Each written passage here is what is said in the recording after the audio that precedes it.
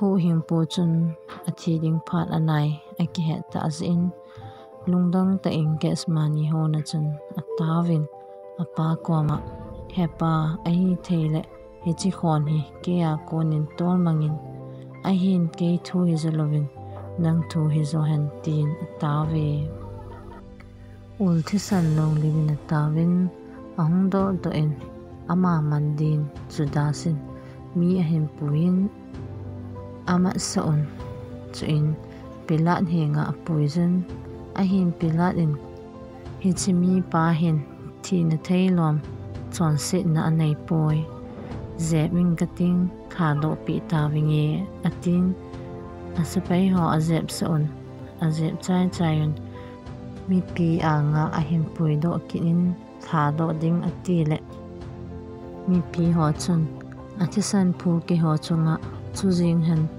that da un thing pela khianun tin asam jingun hinchi pha chun pilanin hichi themona be mi pa chunga hi ka khut ka kisil theng a hi atin mi pi lung hol nan ipakai chu thing chunga khet be din apido tai hu hing pu chun aki khet be na ding thing a hin ki punin aki vo ana maha ti kai zen zunin Golgotha mun chu a hin zon tai Golgotha mun a hin phat un